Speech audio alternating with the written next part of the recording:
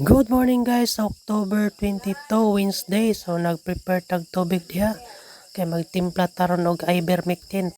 Shout out ni Cornelio Galamiton Jr. og ni Joby Rose Balighot. Shout out ni Jason Historion. So pagkahuman dito guys, so ni dong ta diri sa tindahan kay ang atong page na radari na location ga-mix ta og page kay ga-mixing naman tag page, so ato nang ituwa murag 3 days sa tang mixiro no, ato nang gituwa dito dari sa mga manok. So mao na to nga paghuman na to og tuwa diha sa manok, ni dolong ta dire sa likod kay nag-prepare ta sa atong buwaran sa iti.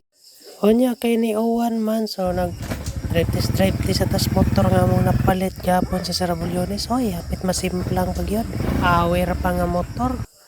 So niundang naman ng uwan na nibalik na ko dadto sa likod, taho nang giabrihan ang likod. O nga naon ra mo na diskarte diha nga di makasud ang mga baki or mga unsa pang mga mang ato rang alihan yun nya isab itra sa lansang arong maabre ra gyapon. So pabor ra gyapon ni naghinlo sa iti diha.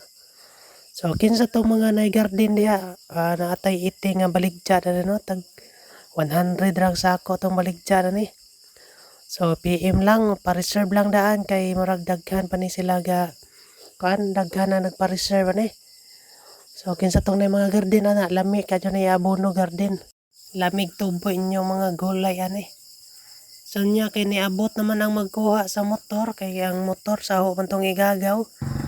So tuwa na sila, gikuha na nilang motor. Ay, apit pa ba slide. So mao to nga paguman na maho ko. Itlog mo na eggplant pero kanang naapanas jota nga punuan pa plant ra na di na eggplant taka lang mo.